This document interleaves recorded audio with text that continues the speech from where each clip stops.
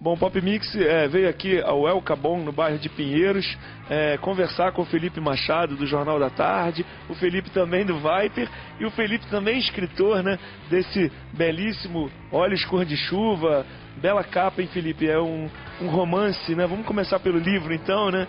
Acho que esse livro fez, na época, um barulho legal, teve um tratamento muito bacana, e essa tua vertente como escritor, vamos falar um pouquinho dela a princípio.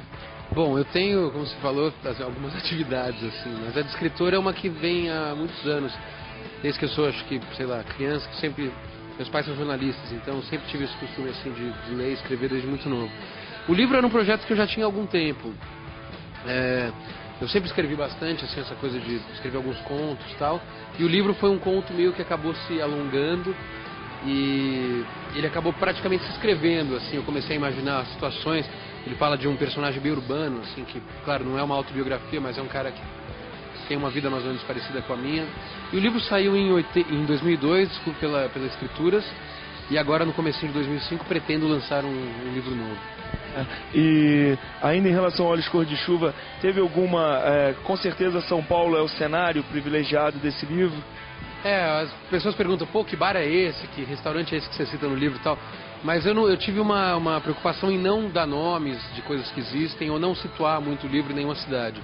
É uma história meio que, assim, sei lá, sem pretensão, mas uma história universal que poderia acontecer em qualquer metrópole, em qualquer cidade grande do mundo. Pode ser em São Paulo, no Rio, ou, sei lá, na cidade dos Estados Unidos, Nova York ou Paris, enfim. É uma história que ela não... A cidade, ela passa a ser um personagem, mas não um personagem específico. Ela é um personagem mais amplo, assim, mais universal mesmo. Bacana. Existe alguma no seu trabalho, principalmente nesse Olhos Cor de Chuva, que é o primeiro, já que daqui a pouquinho você já vai entregar aí sobre o segundo que está vindo aí, algum tipo de influência, sem querer cair num lugar comum, mas Nick Hornby, enfim, dessa geração? Com certeza. Assim, eu sempre li muito os, sei lá, clássicos, assim, James Joyce, Hemingway, os caras mais antigos.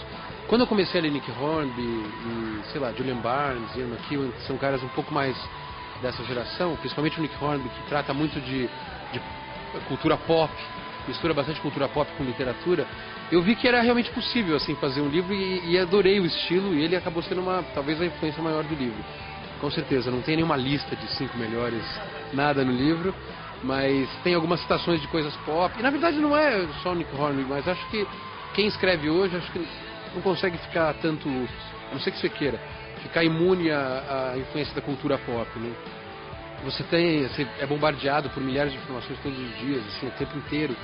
Então é difícil que isso também não influencie a literatura. Jornal da Tarde, Felipe, toda terça no JT, a Ultrassom, que é muito legal. Como que é essa ideia, para quem não conhece ainda, de fazer aquela discoteca básica comentada, sempre com um convidado? Enfim, como vocês planejaram a Ultrassom?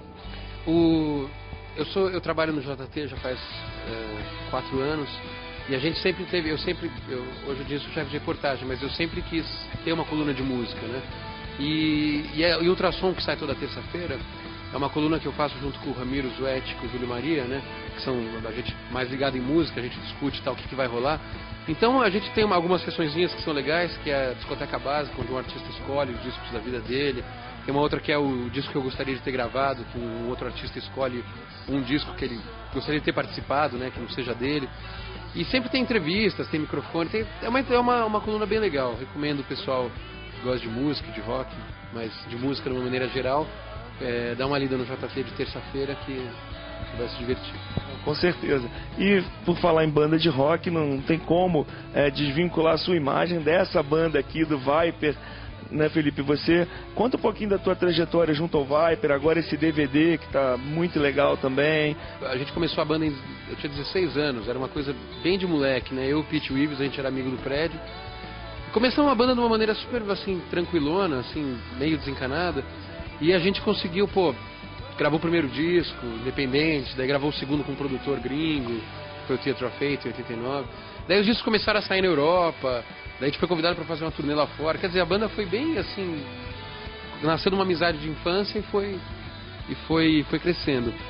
O Viper em 2001, 2000 não, na verdade em 96 a gente lançou um disco em português, um disco meio polêmico e tal, que a banda era uma banda de rock pesado, cantava em inglês, e a gente tinha uma carreira internacional e tal, e a gente deu uma revolucionada e gravou um disco no Rio até, no AR, que foi um período maravilhoso, mas foi um disco meio polêmico, a gente gravou em português e tal, e logo depois teve um rolo com a gravadora que terminou, enfim, foi uma época meio conturbada.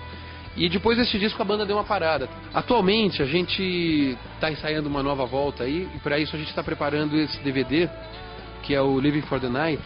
São 20 anos da banda, a banda completa 20 anos esse ano. E vai ter uma parte do show do Japão, que foi um show de 93, um show meio que gravou o disco ao vivo, foi um show meio histórico pra gente, principalmente. Tem os clipes da banda e tem as entrevistas com os caras da banda hoje, né? Todos os membros da banda de todas as formações. Então tem o André, tem o Ives, tem todo mundo. Você teve uma banda aqui em São Paulo também, paralela, o Metanol. Ainda continua esse projeto do Metanol? Está meio que encostado? O Metanol foi uma banda que surgiu nessa época que o Viper parou, né? Que na verdade era um Viper meio em português, assim. Era eu e o Pete. Era pesado, mas era mais na praia em português, assim. Não era heavy metal como o Viper. Então a banda ficou rolando durante um tempinho, a gente fez alguns shows, mas aí com essa retomada do projeto, com esse projeto do DVD, a gente começou a deixar ela meio de lado para, assim, finalizar mesmo esse DVD até o lançamento, deve ter a turnê e tal. Depois de repente volta um Metanol, aí a gente não chegou a gravar, né? A gente tinha algumas músicas em demo e tal, que até meio correram aqui por São Paulo, o pessoal ouvia, gostava e tal, mas não chegou a gravar disco. Para encerrar, queria que eu sei que você é um grande fã do U2 e eles voltaram ao disco recentemente, mas eu queria que você dissesse em relação aos lançamentos aí da temporada passada, 2004, qual foi o grande disco de 2004 na música pop, na sua opinião? Daria para citar um ou dois, Felipe? Bom, é meio complicado porque saiu tanta coisa, né? A gente começa a lembrar, assim, de coisa que saiu no começo do ano. Mas, como você citou, eu acho que a volta do U2, eu acho que é um negócio que me toca, assim. Eu sou realmente muito fã. E é uma banda que nunca trocou um integrante, né? Quer dizer que, assim, que a química entre os caras da banda é uma... Cada um é uma personalidade tão diferente, que se completa tanto, que eu sempre não consigo deixar de pensar nos Beatles, quando eu vejo a trajetória do U2. Então, eu vou ser meio fã mesmo e vou dizer que o How to Dismantle an Atomic Bomb é a bomba atômica